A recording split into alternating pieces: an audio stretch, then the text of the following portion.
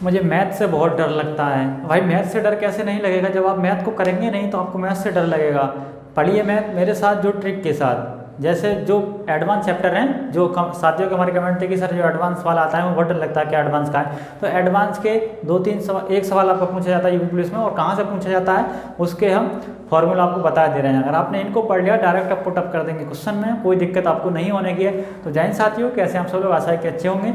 और साथियों जो मैथ का एडवांस वाला चैप्टर है उसके हम लेकर आए हैं आपके लिए महत्वपूर्ण वीडियो। तो साथियों इसी के साथ ही चैनल को सब्सक्राइब कर लें, वीडियो को लाइक शेयर करना ना भूलें। इसी के साथ ही वीडियो को स्टार्ट करते हैं। साथियों जो मैथ का आपका पूछा जाता है, तो मैथ आपको कहाँ से पूछा जाता है? एक पूछा जाता है आपके त्रिभुज से, एक पूछा जाता है आपके त्रिभुज से, आपके त्रिभुज से पूछा जाएगा। एक आपका पूछा जाएगा आयत से, त्रिभुज से, आयत से, वर्ग से, किससे? वर्ग से। इससे रिलेटेड आपके क्वेश्चन पूछे जाते हैं। वर्ग से रिलेटेड पूछा जाएगा, आपका आयत से रिलेटेड पूछा जाएगा। ये हो गया आपका समबाहु, समबाहु, समबाहु त्रिभुज, ठीक है। ये त्रिभुज हो गया आपका त्रिभुज, ये समबाहु समान भुजाओं वाला। तो इससे रिलेटेड आपका क्वेश्चन पूछे जाते हैं। तो साथियों इनकी अब हम ट्रिक आपको बता दे रहे हैं जिसको आप इसके थ्रू कर सकते हैं। देखो साथियों, आपके त्रिभुज का क्षेत्रफल होता है, इस वाले त्रिभुज का जो क्षेत्रफल होता है आपका, ये था एस माइनस ए, एस माइनस बी और एस माइनस सी, ये इसका क्षेत्रफल होता है। साथियों ये तो हो गया इसका क्षेत्रफल। जो इसकी तीनों भुजा हो गई ए बी सी, और एस होता है तीनों भुजाओं का योग, ए प्लस बी प्लस सी अपॉन 2, ये एस बराबर होता है आपका। और ये भुजा हो गई आपकी, ठीक है, तीनों। अब बात आती है समबाहु त्रिभुज की, जो समान भुजा, इसका जो क्षेत्रफल होता है, इसका क्षेत्रफल होता है √3/4 भुजा ए स्क्वायर, √3/4 भुजा ए स्क्वायर, ये इसका क्षेत्रफल होता है।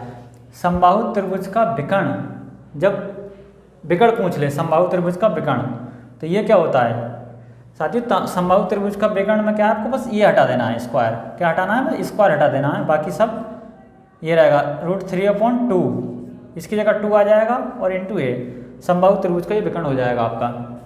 वहीं आयत की बात कर लेते हैं। आयत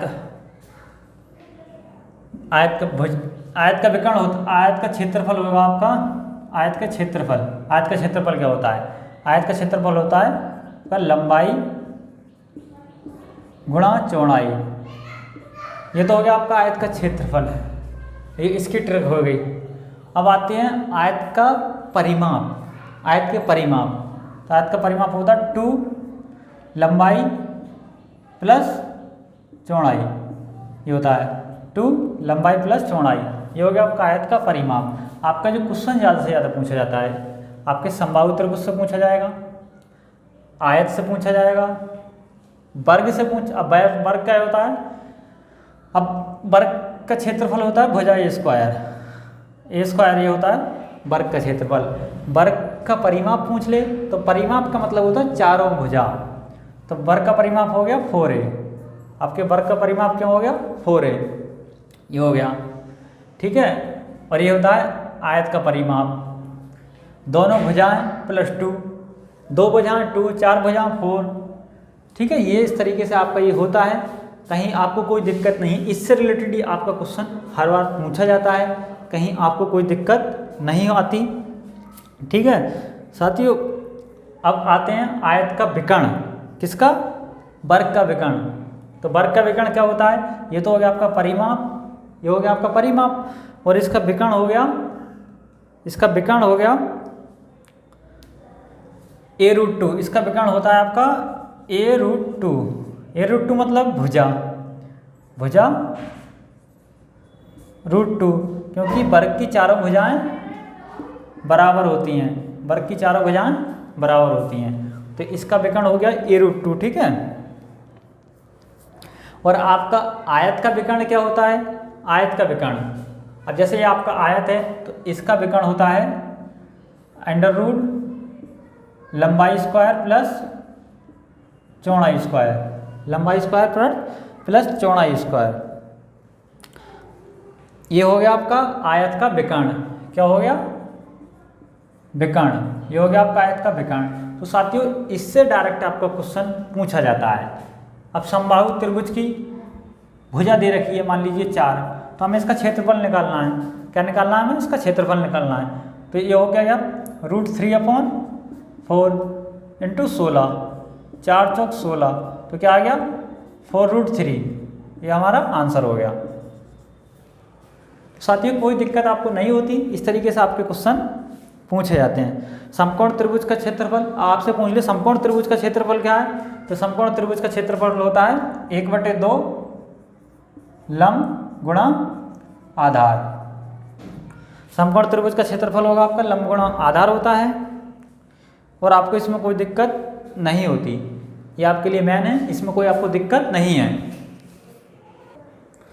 बात कर लेते हैं आपके समलंब चतुर्भुज की। अब जब करा रहे हैं तो टोटल आपके करा देते हैं समलंब चतुर्भुज की।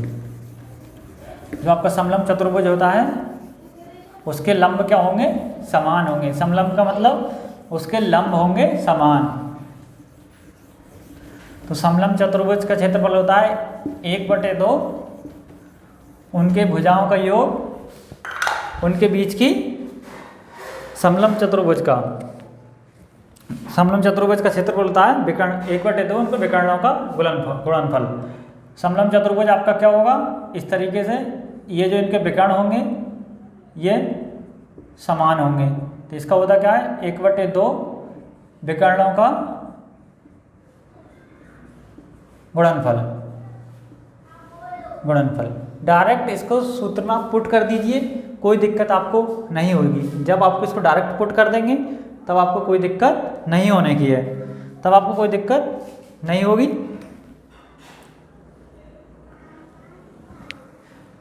विकर्णों पर बने वर्गों का योग क्या होता है? विकर्णों पर बने वर्गों का योग होता है भुजा स्क्वायर इंटू 4। ये क्या? विकर्णों पर वर्ग बनेगा तो उसका योग होता है। साथियों ये है आपके लिए महत्वपूर्ण। इसी तरीके से तो टोटल हमको इसमें डिस्कस करा रहे हैं। अब बात कर लेते हैं आपके बेलन का क्षेत्रफल कितना होता है। किसका? बेलन का। बेलन का क्षेत्रफल होता है आपका πr²h। बेलन का वक्र पृष्ठ होता है, ये तो हो गया आपका क्षेत्रफल। क्या? वक्र पृष्ठ होता है 2πrh। ये हो गया इसका वक्र पृष्ठ गोले। अब बात कर लेते हैं गोले का क्षेत्रफल। गोले का क्षेत्रफल होता है 4πr²। अब वहीं बात कर लेते हैं गोले का परिमाप। ये होता है 3πr²। ये होता है 3πr। और वृत्त का क्षेत्रफल होता है आपका πr²। वृत्त का क्षेत्रफल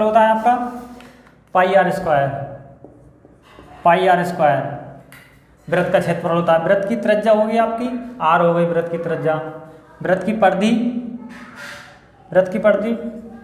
वृत्त का व्यास होगा आपका 2r। वृत्त की परिधि होगी आपकी 2πr। ये इस तरीके से साथी आपके महत्वपूर्ण क्वेश्चन हैं। आप डायरेक्ट इनको नोट कर लीजिए और इनको याद कर लीजिए, कोई दिक्कत आपको नहीं होगी। एक होता है गोले, एक होता है आपका गोला। गोले के जब गोले के चारों ओर चक्कर लगाता है, सुना हो गोले के चारों ओर चक्कर लगाने वाला, वो होता है 2πrh। ये होता है n2πrh होता है ये, ठीक है। n मतलब होता है चक्करों की संख्या, गोले के कितने चक्कर लगाएगा। तो साथी ये थी आपके लिए काफ़ी महत्वपूर्ण वीडियो एडवांस से संबंधित। अगर आपको वीडियो अच्छी लगी हो, ऐसी आप वीडियो पाना चाहते हैं तो चैनल को सब्सक्राइब करें, वीडियो को लाइक शेयर करना ना भूलें। इसी के साथ ही वीडियो समाप्त करते हैं। Thanks for watching.